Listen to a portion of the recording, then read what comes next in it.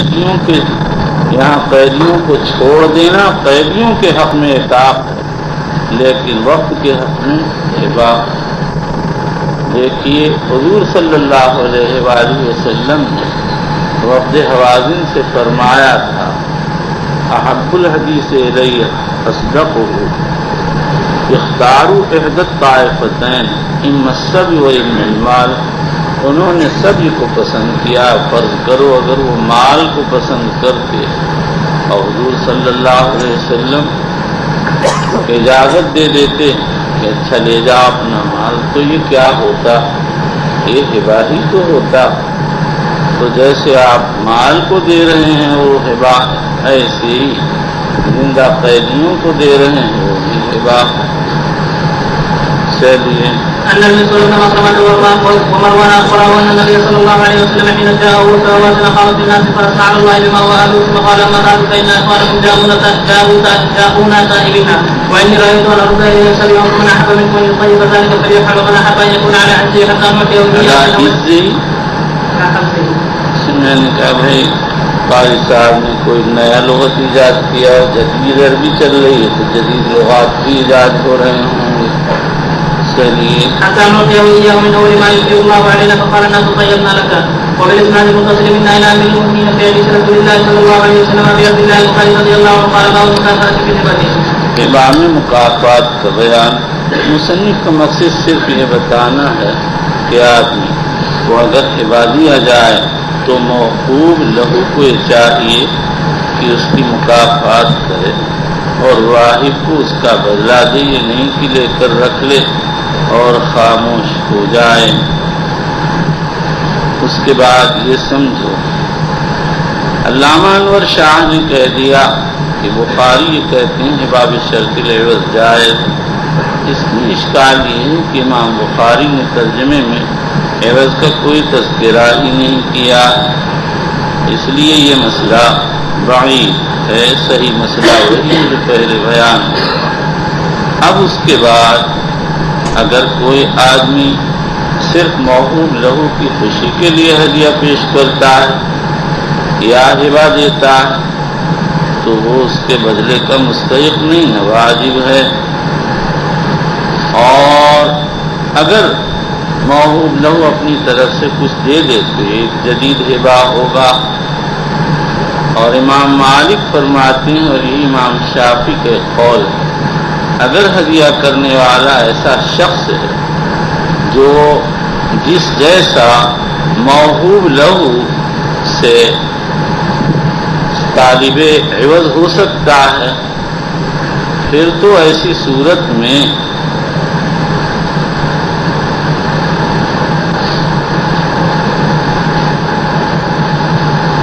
واحد موہوب سے عوض کا مطالبہ کر سکتا ہے، جیسے فقیر غنی کو ہدیہ کرے، ادنا اعلیٰ کو ہدیہ کرے۔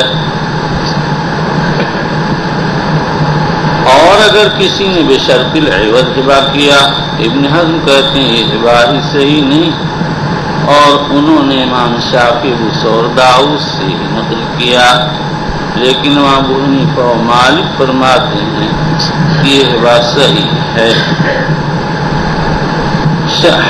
اس مسئلے میں اصلاً تفصیل ہے، اگر عوض معلوم ہو تو اربعہ کے ہاں ہبہ صحیح، بات شافعیہ صحیح نہیں کہتے، اور اگر عوض مجہول ہو تو امام شافعی و حنابلہ کے ہاں صحیح نہیں، حنفیہ کے ہاں صحیح ہے۔ یہی امام احمد رحمۃ اللہ علیہ کے ظاہری قول سے سمجھ میں آتا۔ چلیے وبه قال حدثنا مسدد قال حدثنا عيسى بن يونس عن هشام بن ابي عائشة رضي الله عنها قالت كان رسول الله صلى الله عليه وسلم يقبل الهدية ويصيب عليها قال ابو عبد الله لم يجب وكيع محاسن عن هشام بن ابي عائشة وبه قال باب الهبة للولد باب الهبة للولد وإذا أعطى بعد ولده شيئا لم يجب حتى يعدل بينهم ويعطي الآخرين مثله ولا يشد عليه، فقال النبي صلى الله عليه وسلم اعدلوا بين أولادكم في العطية وهل للوالد أن يرضي في يتيمه وما يأكل من مال ولده بالمعروف ولا يتعدى۔ حضرت امام بخاری رضی اللہ تعالیٰ عنہ نے اس باب میں 4 مسائل ذکر فرمائے. پہلا مسئلہ ہے الہبۃ للولد، اولاد کو ہبہ کرنے کا بیان. اولاد کو ہبہ کرنا بالاجماع جائز ہے. حافظ ابن حجر اسقلانی رحمۃ اللہ علیہ فرماتے ہیں کہ ایک حدیث میں ہے انت ومالک لابیک اخرجہ ابن ماجہ والطحاوی والطبرانی وغیرہ، اس کے ظاہر سے معلوم ہوتا ہے اولاد کو ہبہ کرنا صحیح نہ ہونا چاہیے، اس لیے کہ جب اولاد کا مال باپ کا مال تو باپ کا اپنی اولاد کو ہبہ کرنا خود اپنے آپ کو ہبہ کرنے کے مرادف ہے، اور اپنے آپ کو ہبہ کرنا صحیح نہیں، لہذا یہ ہبہ صحیح نہ ہوگا. تو امام بخاری رضی اللہ تعالیٰ عنہ نے اس اشکال کو دور فرما دیا اور یہ اشارہ فرما دیا کہ یہ حدیث ضعیف ہے یا مؤول ہے. میں کہتا ہوں جب حدیث صریح سے اولاد کو ہبہ کرنا ثابت اور مسئلہ مجمع علیہ ہے تو اس حدیث کی بنیاد پر کوئی اشکال ہو ہی نہیں سکتا، اور وہ حدیث خود مختلف بھی ہے، جہاں آئے گی وہاں اس کے متعلق بتایا جائے گا. دوسرا مسئلہ ہے وَإِذَا أَعْطَى بَعْضَ وَلَدِهِ شَيْئًا لَمْ يَجُزْ حَتَّى يَعْدِلَ بَيْنَهُمْ، اگر کسی آدمی نے اپنی اولاد میں سے کسی کو کوئی چیز ہبہ کر دی تو یہ ہبہ جائز نہیں یہاں تک جب تک کہ باقی اولاد کو برابر برابر حصہ نہ دیا جائے. یہ مسئلہ عدل بین الاولاد فی الہبہ سے تعلق رکھتا ہے. اس پر تو سب کا اتفاق ہے کہ اولاد کے ہبہ کرنے میں مساوات مطلوب ہے، لیکن اس میں اختلاف ہے کہ یہ مساوات کیا درجہ رکھتی ہے. امام احمد ظاہریہ وغیرہ اس کو واجب کہتے ہیں، یہی امام بخاری کی رائے. جمہور علماء ارشاد فرماتے ہیں مفاضلت مستحبات میں سے ہے، لیکن اگر کسی شخص نے بلا عذر تفضیل کی اور کسی کو زائد اور کسی کو کم دیا تو ہبہ صحیح ہو جائے گا. اور نبی اکرم صلی اللہ علیہ وسلم سے جہاں اعدلوا بین اولادکم آیا یا انی لا اشہد علی جور وغیرہ وارد ہوا، وہاں آپ کی مراد یہ ہے کہ اولاد میں مساوات کرنا مطلوب ہے، اس کے خلاف جور کی شکل ہے. اس میں اگر حرمت ہوتی تو شارع علیہ السلام کے کلام میں ملائنت نہ ہوتی، لیکن جو لوگ وجود کے قائل ہیں وہ کہتے ہیں حدیث میں لا اشہد علی جور اشہد علی ھذا غیری اعدلوا بین اولادکم. اس امر کے صیغے ہیں جو سب وجوب پر دلالت کرتے ہیں. اس کو آپ لوگ تک استحباب پر کیسے محمول کرتے ہیں؟ حقیقت یہ ہے کہ یہاں وہی بات کہی جائے گی کئی بار کہی کہ ایسے مقامات میں مجتہد کا اجتہاد رنگ دکھاتا ہے. بعض مجتہدین کی نظر بعض طرف جاتی ہے اور بعض کی بعض دوسری طرف جایا کرتی ہے.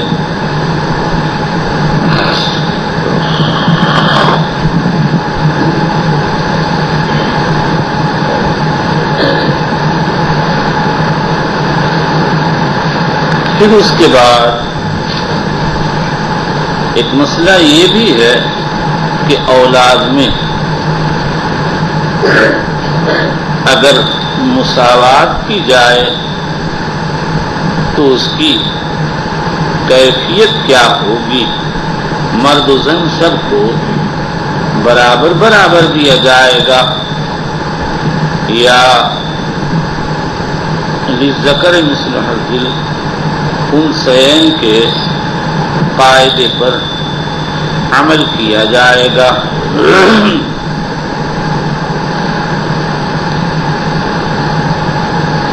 تیسرا مسئلہ اچھا بعد میں بتائیں گے۔ وقال النبی صلی اللہ علیہ وسلم اعدلوا بین اولادکم، نبی اکرم نبی اکرم صلی اللہ علیہ وسلم نے فرمایا اپنی اولاد میں عطیہ میں مساوات کرو۔ یہ حدیث باب ہی میں موصولاً آ رہی ہے لیکن عطیہ کا لفظ نہیں، اور طحاوی نے ہی روایت نقل کی سووا بین اولادکم فی العطیہ کے الفاظ سے، اور ابن عدی کی روایت میں ساووا بین اولادکم فی العطیہ ولو فضلت احدا لفضلت النساء وارد ہوا ہے۔ تیسرا مسئلہ ہے وَهَلْ لِلْوَالِدِ أَن يَرْجِعَ فِي عَطِيَّتِهِ، کیا باپ کو یہ حق پہنچتا ہے کہ وہ ہبہ کر کے واپس لے سکتا ہے؟ ہبہ کو کر دینے کے بعد ائمہ ثلاثہ اور جمہور علماء کے نزدیک باپ واپس لے سکتا ہے۔ ابو داؤد نسائی کی ایک حدیث ہے عن عبداللہ ابن عمرو عن النبی صلی اللہ علیہ وسلم قال لا يرجع احد في هبته الا الوالد من ولده۔ امام ابو حنیفہ، سفیان ثوری، عبید اللہ ابن حسن عنبری کہتے ہیں کہ باپ اولاد کو ہبہ کر کے یا اپنے کسی ذی محرم کو ہبہ کر کے واپس نہیں لے سکتا ہے، اور اس کی دلیل یہ پیش کرتے ہیں کہ ایک حدیث میں ہے اذا كانت الهبة لذي رحم محرم لم يرجع فيها، رواہ الحاکم دارقطنی السمرہ۔ حضرت عمر سے بھی اس مضمون کا قول موطا مالک اور مصنف عبدالرزاق وارد ہوا ہے، اور یہ حضرات کہتے ہیں کہ حدیث لا يرجع احد في هبته الا الوالد من ولده مؤول ہے، اور اس کے معنی یہ ہیں کہ باپ کو لحق الابوت بیٹے کا مال استعمال کرنے کی اجازت ہے، اور یہی حدیث انت ومالک لابیک کا محمل ہے۔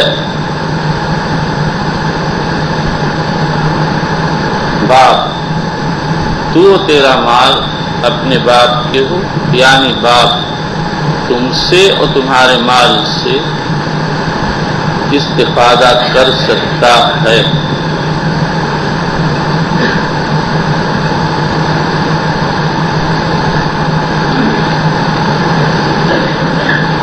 چوتھا مسئلہ وما یاکل من مال ولده بالمعروف، اور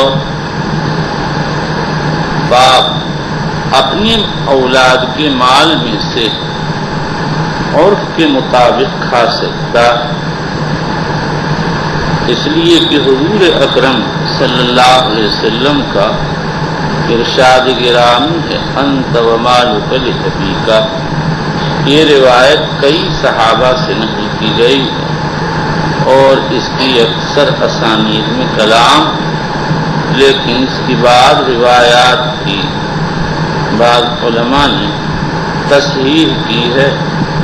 جابر کی روایت ابن ماجہ اور طحاوی میں وارد ہے، ابن قطان فاسی نے اس کی سند کو صحیح کہا ہے، لیکن دوسرے ائمہ فن کہتے ہیں اس میں نقلاً و ارسالاً اختلاف ہے، اور صحیح یہ ہے کہ روایت مرسل۔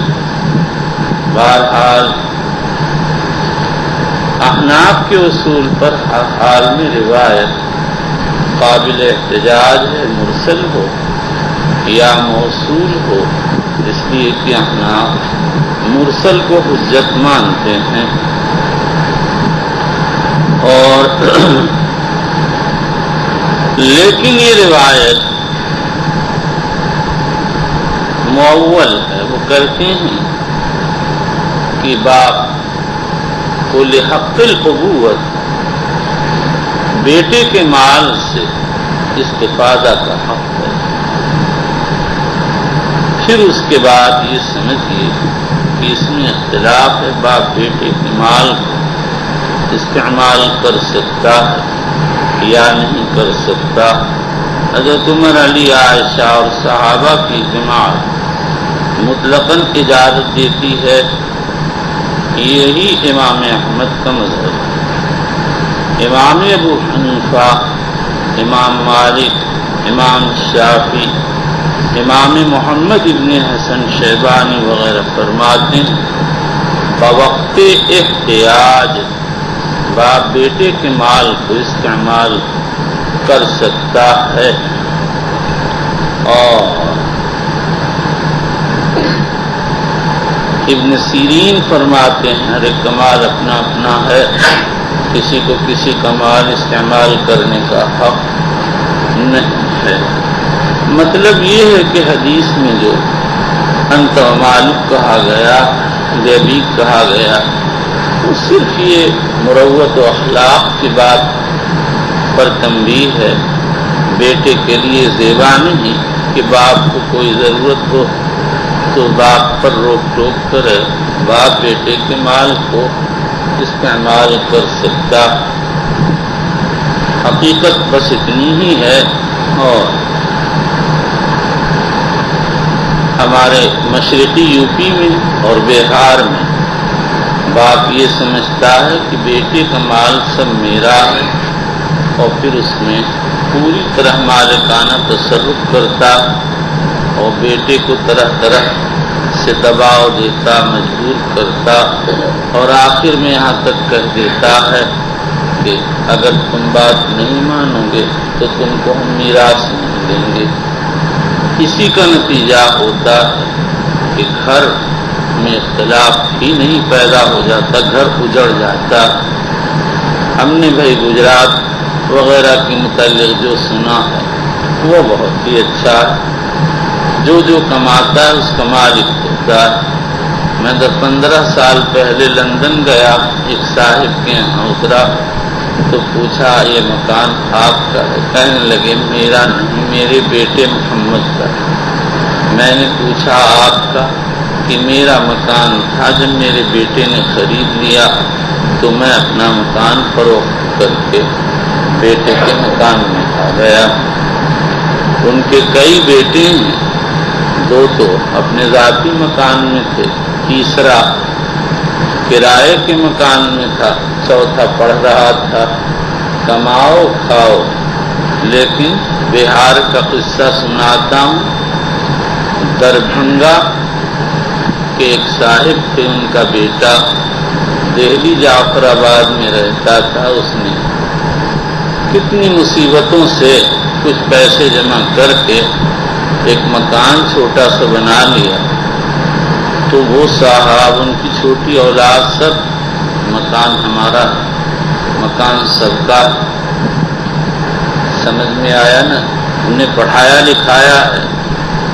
میرے سامنے ہی ساری تقریر ہو رہی تھی، میں نے کہا بھائی پڑھانا لکھانا واجب ہے، آپ نے فریضہ ادا کیا، اس کی وجہ سے آپ بیٹے کے مال کے مالک نہیں کہ ہم نہیں پڑھائیں لکھائیں گے۔ میں نے کہا نہیں پڑھاؤ لکھاؤ گے تو اللہ کے یہاں تمہارے اوپر گرفت ہوگی، یہ تمہارا قصور ہوگا۔ سمجھ سے کام کرتے ہیں، لیکن یہ بہاری کھوپڑی کے ہاری ہوتے ہیں، سنتے نہیں، بہت جلدی گرم ہو جاتے ہیں۔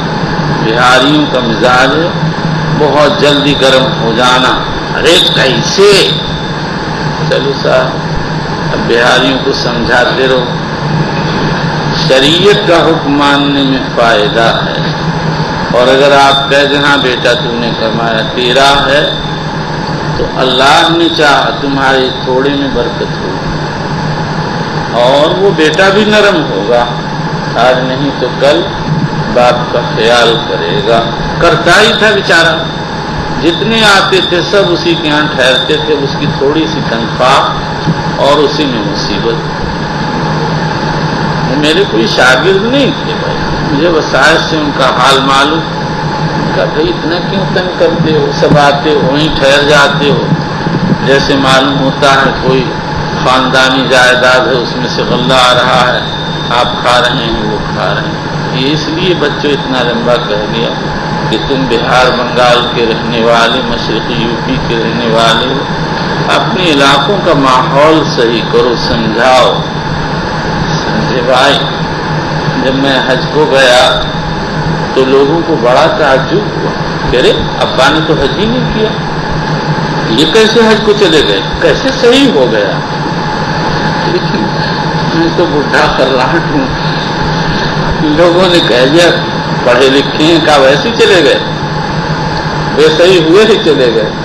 دیہاتی ایک بولتا ہے تو دوسرا جواب بھی دے دیتا ہے، لوگ چپ ہو گئے، لیکن میری حج کرنے سے بہت لوگوں کا دماغ کھل گیا کہ نہیں ٹھیک ہے۔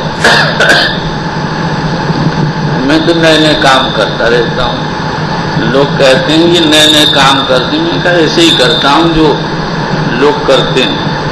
والد کا رات میں 1 بجے انتقال ہوا، میں نے صبح کہہ دیا 10 بجے ہم دفن کر دیں گے، جس کو آنا ہو آئے، نہیں تو ہم انتظار نہیں کریں گے۔ 4 بجے رات میں آدمی بھیج دیا عزیزوں قریبوں کے یہاں، اطلاع کرا دی، سب 10 بجے آ گئے اور 10:30 پہ دفن ہوا، چونکہ کفن آنے میں دیر لگ گئی۔ حضرت مولانا عبدالحلیم صاحب رحمۃ اللہ علیہ فرماتے تھے یہ پہلا جنازہ ہے جو اس طرح سے ہو رہا، ورنہ یہاں تو لوگ آدھ گھنٹہ اور کر کر کے شام کر دیتے ہیں۔ سمجھ میں آیا نا بھائی؟ مثلا تم لوگ مر جاؤ تو کیا تمہارا انتظار کرنا؟ نہیں، میں تو کہوں گا کھٹاکھٹ ڈالو ان کو اور مٹی ڈالو، دباؤ، کون دھوپ میں کھڑا رہے گا؟ کہ آپ نے ادھر بڈھوں کی موت سے ہماری موت ملا دی۔ میرا مطلب یہ نہیں بچے، میرا مطلب یہ ہے کہ سنت کا اتباع کرو، تاخیر کس لیے؟ فلاں آ رہا، کب تک اس کا انتظار؟ اچھا اگر وہ آ جائیں گے تو کیا اس کو زندہ کر دیں گے؟ بس ایسے ہی ہوتا ہے۔ چلو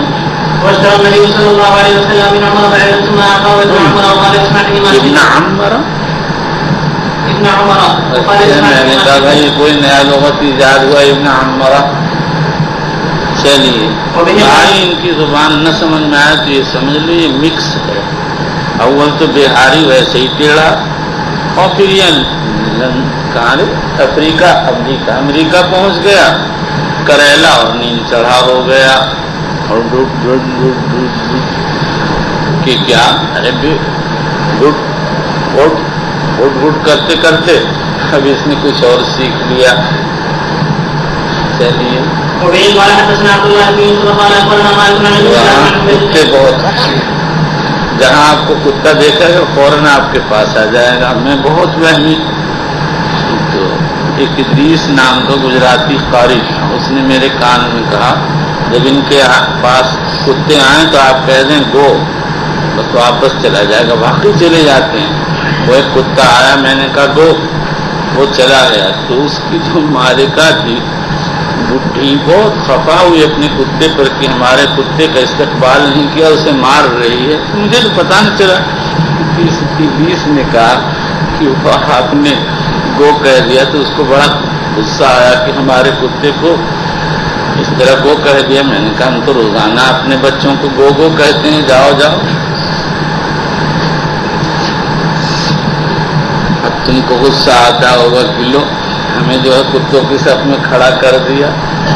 تو بچوں کا ہے بھائی، میرا مطلب یہ ہو گیا کہ جب میں انسان کو گو کہتا ہوں بھائی بس جاؤ تو کتا کیا چیز ہے کم بخت؟ چلو سنو بچے ہمیں عجیب نے عبد الرحمن قال حدثنا کم بخت جیسے معلوم ہوتا ہے لڑائی کر رہا ہے. چلیے أنه حدث عن نعمان بن بشير أن أباه أتى إلى رسول الله صلى الله عليه وسلم فقال إني نحلت ابني هذا غلام فقال نحلت وأعطيت. چلیے فقال أكل ولد نحلت مثله قال لا قال فارجعوه. وبإسناد المتصل من آيات المؤمنين في حديث رسول الله صلى الله عليه وسلم في حديث البخاري رضي الله عنه قال باب الإشهاد في الهبة. ہبہ دے کر اگر گواہ بنا لیا جائے تو جائز واجب. چلیے وبه قال حدثنا حمد بن عمر قال حدثنا أبو عمرة عن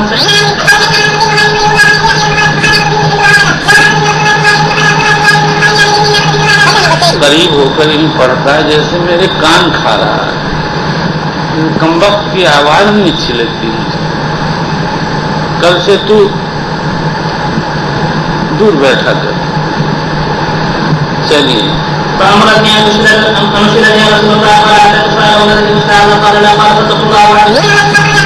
عدلوا بین اولادکم.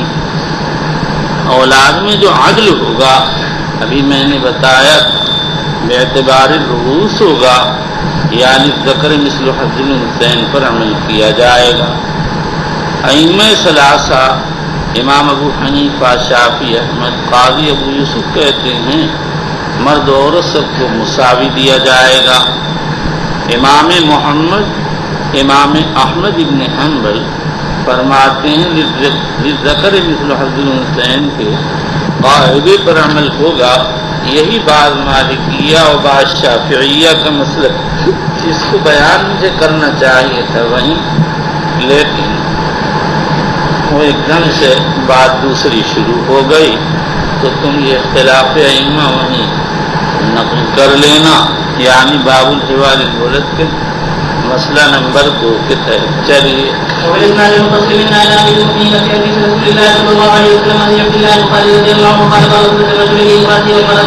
مقصد یہ ہے کہ عورت مرد اپنی بیوی کو اور بیوی اپنے خاوند کو ہبہ کر سکتے ہیں. یہ ہبہ لازم ہو جائے گا. چلیے یہی ابراہیم نخعی کا اثر لا کر مصنف نے اسی بات کی طرف اشارہ کیا. چلیے یعنی اگر مرد و عورت ایک دوسرے کو ہبہ کریں تو ہبہ کر کے واپس نہیں لے سکتے ہیں. لیکن عورت کے مسئلے میں بعض حضرات نے تفصیل کی ہے. پڑھو. وقال النبي صلى الله عليه وسلم العالم في وجهه كالكلب يعود في طيه. وقال سويد قال لعبادي هبي بعد صداقك يقول له ثم لم يكن الا شيء حتى طلقها فرجعت به. قال يرد اليها ان كان خلقها وان كانت اعطته عن طيب نفس ليس في شيء من امره خديعه جاز. قال الله تعالى بين لكم عن شيء من نفس فكلوه هديا مريئا. اس بات جمہور علماء تو ہی فرماتے ہیں کہ زوجین نے جب ایک دوسرے کو ہبہ کر دیا تو رجوع کا کوئی حق نہیں. مالکیہ کہتے ہیں اگر عورت یہ بینہ قائم کر دے کہ خاوند نے اس کو دھوکہ دیا ہے تو پھر وہ رجوع کر سکتی ہے. مثلا ہبہ لینے کے بعد فوراً طلاق دے دی. یہ دھوکے کی بات ہوئی اور کیا ہوا. چلیے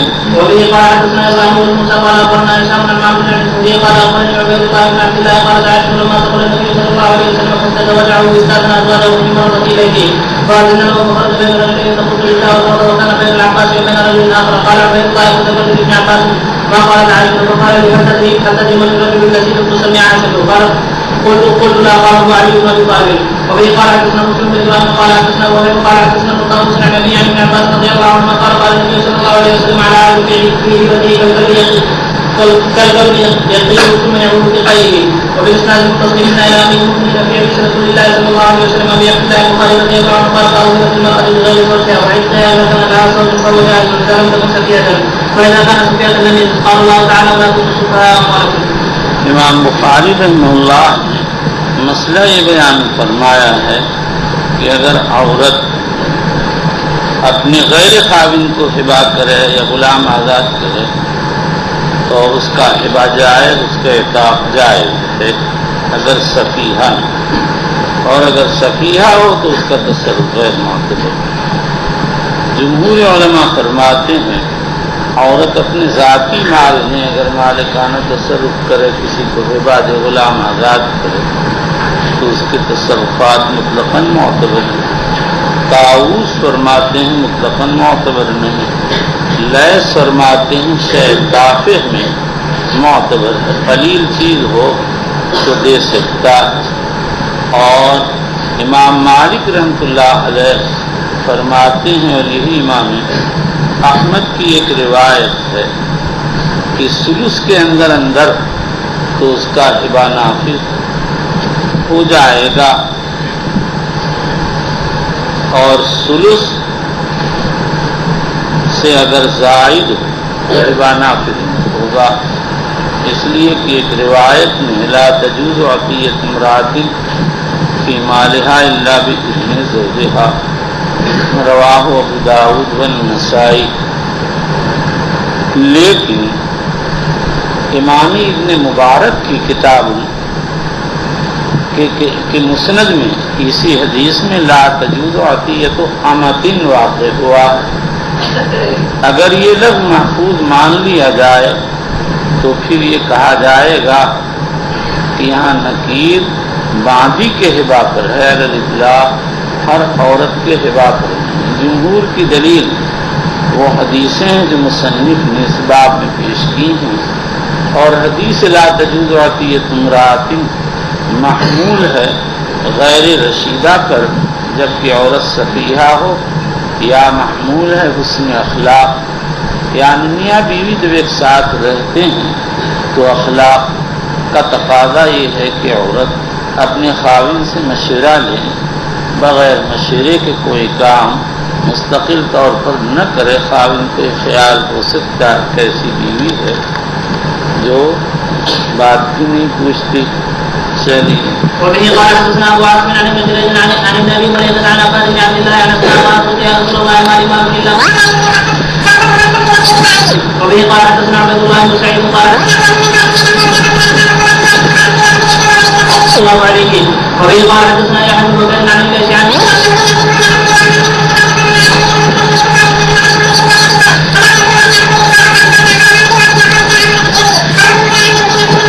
وبه قال حدثنا حبان بن موسى قال اخبرنا عبد لو عطیت اخوالک کانا اعظم اجر کے، اگر تم اپنے اخوال کو دے دیتی تو یہ تمہارے اجر میں فراوانی کا باعث ہوتا۔ یہاں پر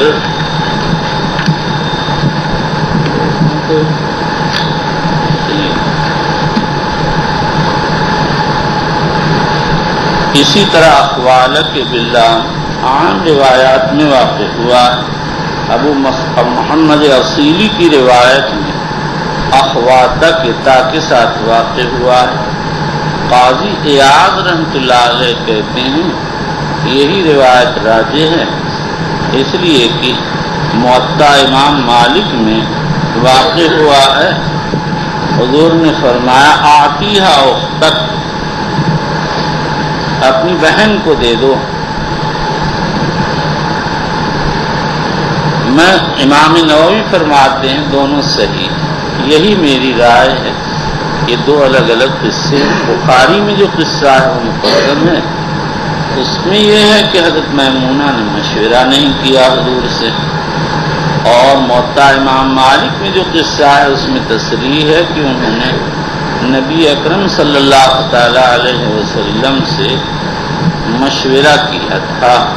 بظاہر بخاری کا جب قصہ پیش آیا تو انہوں نے مناسب سمجھا کہ میں حضور سے مشورہ کر لوں، آپ کیا فرماتے ہیں۔ انہوں نے مشورہ کیا، اس وقت بظاہر آپ نے کچھ نہیں فرمایا، بعد میں فرما دیا کہ اپنی بہن حذیلہ کو دے دو۔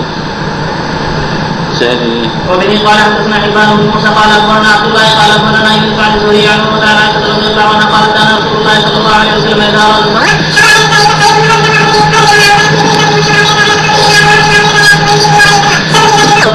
الله صلى الله وبالإسناد المتصل منا إلى أمير المؤمنين في حديث رسول الله بمن يبدأ بهديته. اس کا دروازہ قریب ہو یا اس کی قرابت زیادہ ہو اس سے ہبہ میں ابتدا کرنا چاہیے. چلیے وبه قال وقال بعض عن عمرو بن بكير محمد الأجري وبه قال حدثنا محمد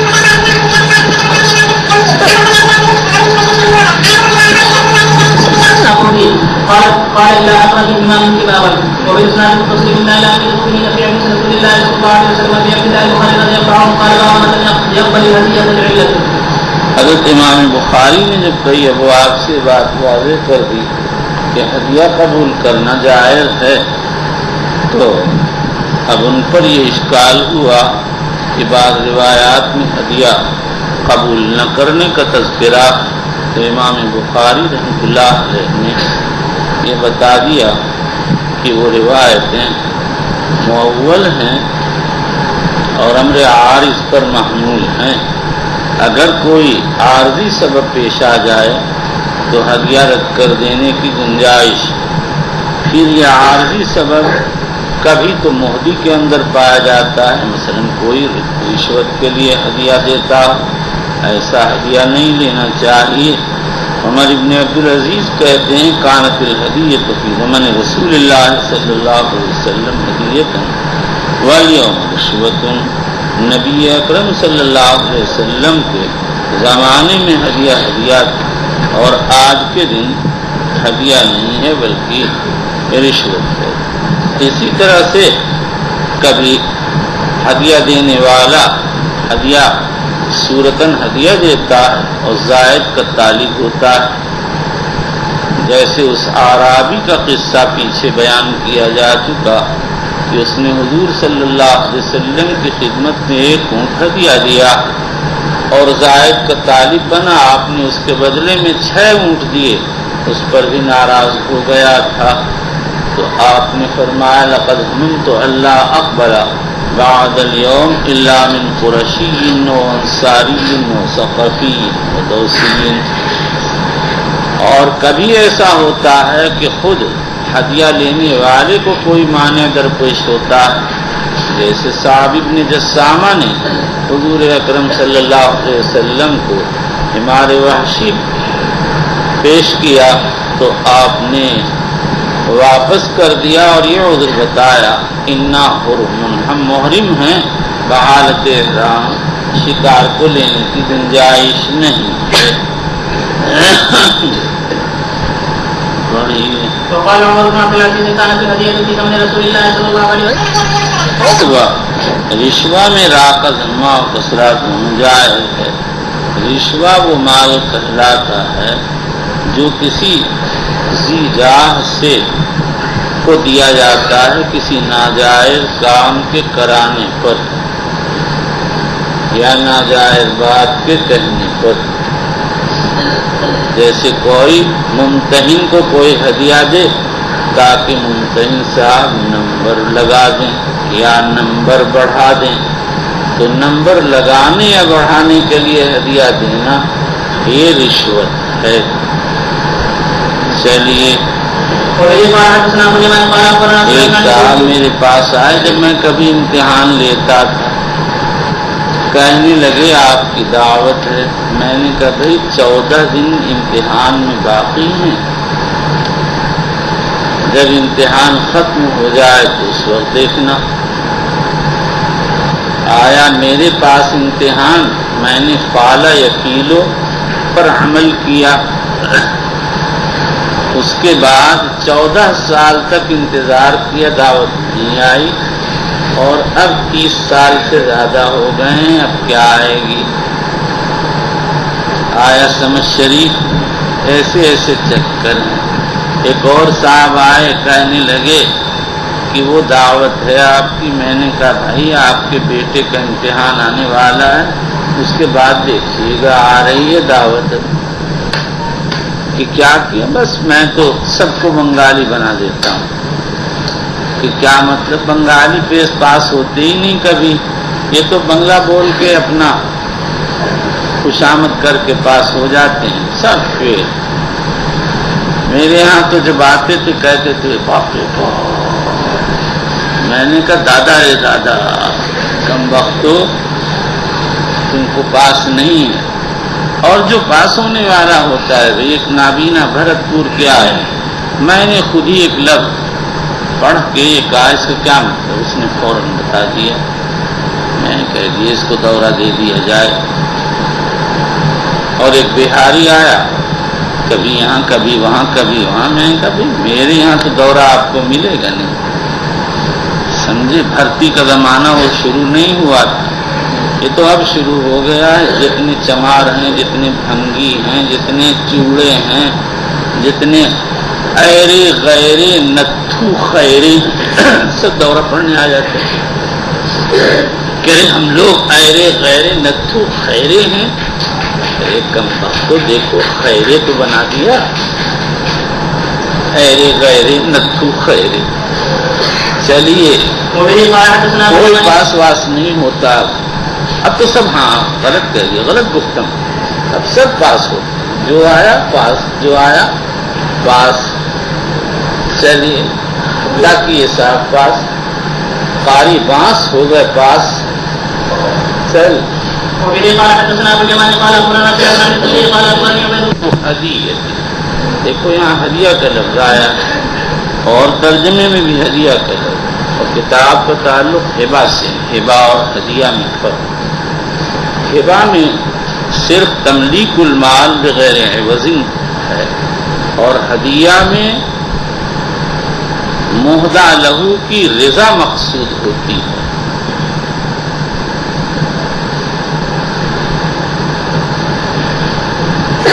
چلیے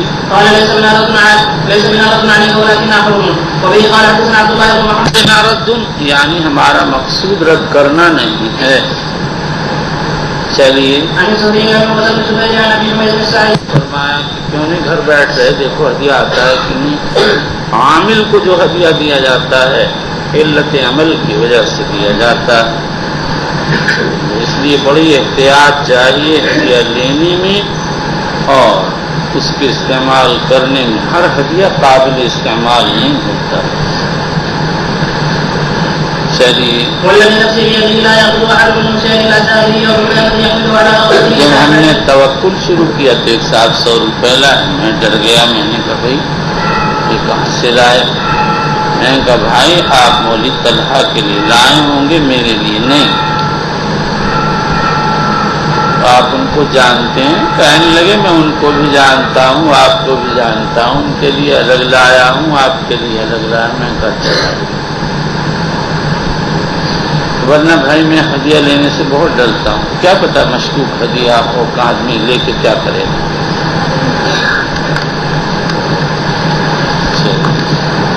ہاں میرے کچھ لوگ ہیں مجھے ہدیہ دے جاتے ہیں، میں لے کے رکھ لیتا ہوں، مشکوک ہدیہ نہیں لیتا ہوں۔ چلیے عورت تو امتحان میں نہیں لیتا، اس لیے طلبہ کا ہدیہ میرے بارے میں مشکوک ہو ہی نہیں سکتا، اس وقت بھی نہیں تھا۔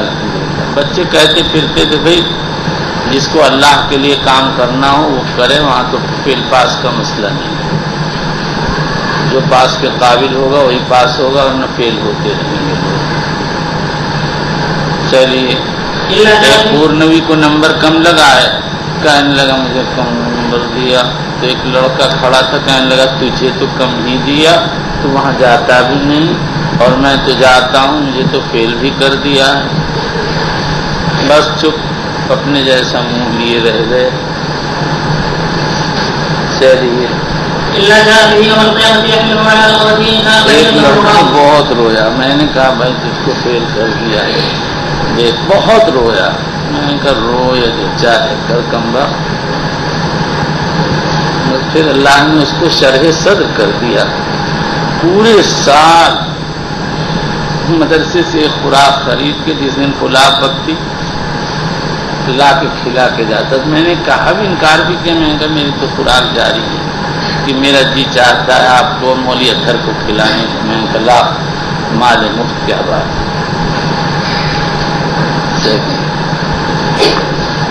پھر وہ لوگوں سے کہتا تو مجھے فیل کر دیا، تو میں نے کہا جب تو اس قابل ہی نہیں تھا تو پاس کیسے کرتا کم وقت۔ چلیے إن كان بعيدا أو لغاما کہ أو کیسے بہت سختی کی ہے میں نے اس پر، بہت سالوں میں آیا کوئی بات بولی، میں نے کہا آپ نکلیں یہاں سے، نکال لیا۔ دوسرے دن آیا معافی مانگنے، میں نے کہا دروازے پر کان پکڑ کے اٹھ بیٹھ، تب معاف کروں گا تاکہ پبلک دیکھے۔ دو مرتبہ اٹھا بیٹھا، تیسری مرتبہ بیچارہ گر پڑا۔ اس نے کہا مجھے جب کرفیو لگا تھا تو فوج نے مارا تھا کمر میں، بلا وجہ واقع، بلا وجہ مارا تھا، وہ تو اپنے بچے کو دودھ لینے کے لیے نکلا تھا، اور کرفیو کا وہ وقت بھی نہیں، اس وقت چھوٹ تھی، 1 گھنٹے کے لیے لوگ کوئی سامان لیتے لے لیتے تھے، لیکن وہ داڑھی دیکھ کر اس بیچارے کو مارا۔ چلو بچوں، انما ہی اعمالکم احصیھا علیکم، یہ ہمارے قصور ہیں، ہم گناہ کرتے ہیں، اتنا سارا مصیبت آ رہی ہے، مسلمان کیسے ہوتے جا رہے ہیں۔ چلیے إن كان بعيدا أو لغاما أو خلقا له أقوام أو ساقا يعقله اچھا ہو، میں تو اس پہ بڑا لطیفہ سنایا کرتا تھا، اب ایک نئے لطیفہ معلوم ہے، یاترو، آپ نے یاترا سے یاترو لیا ہوگا، تیار، چل الو، تیار، یوار سے یوار کہتے ہیں بکری کی آواز کو، چلیے ثم رفع يديه حتى لا ينام